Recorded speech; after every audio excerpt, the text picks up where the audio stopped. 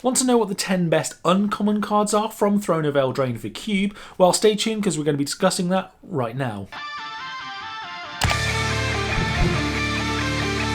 Hello and welcome to Life Begins at 20. My name's Mark and thank you so much for joining me, and if this is your first time here, welcome, and if you haven't already, make sure you hit that subscribe button below so you don't miss out on any of my future Cube videos. There were a lot of great uncommons in Throne of Eldraine, and some were very unlucky not to actually make the list. And if any of those haven't made the list, the cards that you actually really do like, let us know in the comment section below and share us why you like those cards. It'd be great for me to find out what they are, and also for anybody else watching this video too. So without any further ado, let's get stuck in. Starting off at number 10, if you have any white 2/1s for 1 with no upside still in your cube, then Vulnerable Knight will end up being a pretty easy upgrade for you. Even if you only have a handful of knights in your cube, they're still going to be better than a vanilla 2/1. At number 9, we have a pretty well costed card in the form of Claim the Firstborn. 1 mana for a limited act of treason is really efficient.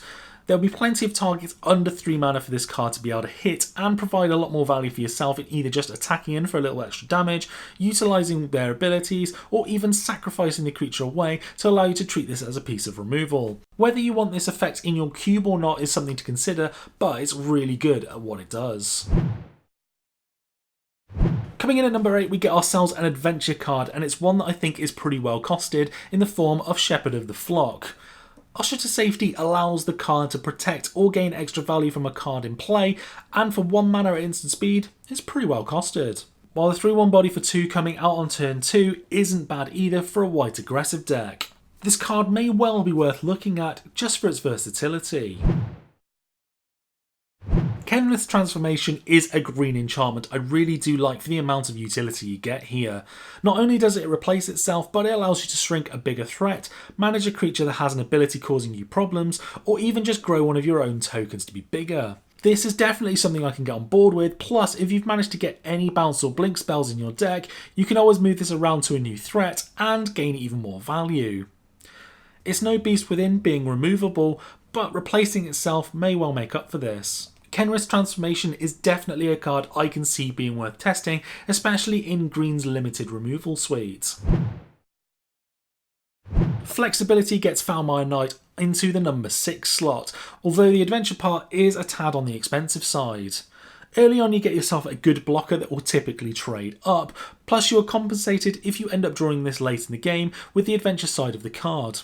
Drawing a card for the price of 3 mana and 1 life at instant speed is a bit expensive, but it allows this to feature in a fair few decks, and the body is still relevant then too. If you're playing a Typhoid Rat variant in your cube, this is pretty much a straight upgrade. And if not, I'd still recommend testing this card out just for the flexibility of it at any point in the game. As I mentioned in the previous video, adventure cards are a great resource for cube builders, but also a trap. Order of Midnight certainly isn't one. This is one of the best aggro 2-drops in black, and with a Graveyard Recursion adventure spell bolted on, it's going to be useful later on in the game as well, making this a very useful card. Plus with some absolutely stunning alternate artwork, I'd be finding a home for this. Coming in at number 4, White get themselves a 4/4 First Striking Knight for 5 mana that also provides an anthem in the form of Sir Alan the Lion's Claw. I'm pretty sure attacking in with this and the rest of your creatures is what most white decks will want to be doing. A solid body and a good target for enchantments or equipment too. This for me is a straight inclusion, although I wouldn't blame you for wanting to test it, I just don't expect to be in the testing phase for very long. Fairy Vandal is a card I expect every blue deck to be able to trigger multiple times in a game, and with any looters, this can become bonkers over time. Flashing this out at the end of your opponent's turn 2, if you didn't need to play a counter spell, sounds like a great play to me, and then having the potential to swing it in as a 2/3 on your turn. This is a great threat for any kind of blue deck, and certainly one I think many people want to be playing. Sir Conrad the Grim really does support most of the strategies that Black wants to do in the cube, and on a 5/4 body for 5, it's certainly no slouch either.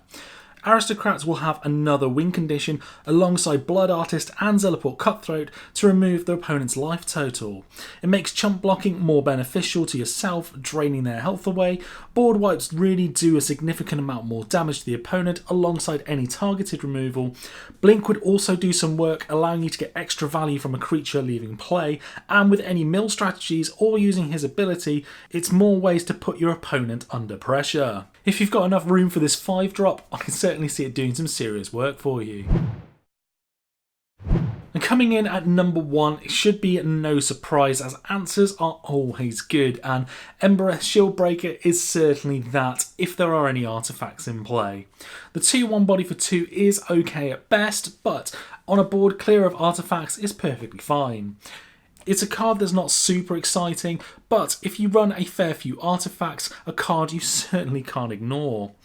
A more flexible Manic Vandal and a straight swap in my opinion too. Whether or not you want to have the alternate artwork is probably the hardest question you're going to have to make here, as I can see this card getting into many Peasant Cubes and even higher.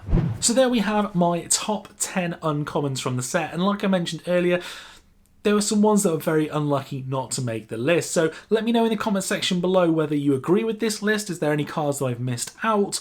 Because I'd be really interested to find out which ones they are, and it could also help the other viewers of this video. So if you enjoyed the video, make sure you hit that like button and also the subscribe button below so you don't miss out on any of my future Cube content. And if you want to follow me on social media, all of my links are in the description below, where I'd like to actually get to know you and actually talk more about Cube outside of YouTube. That's the place to be. And I've also got a Discord server which is slowly gaining a little bit of community members from the channel, so definitely check that out as well if you want to talk about Cube outside of YouTube. I just want to say thank you so much for watching, and I'll see you in the next video.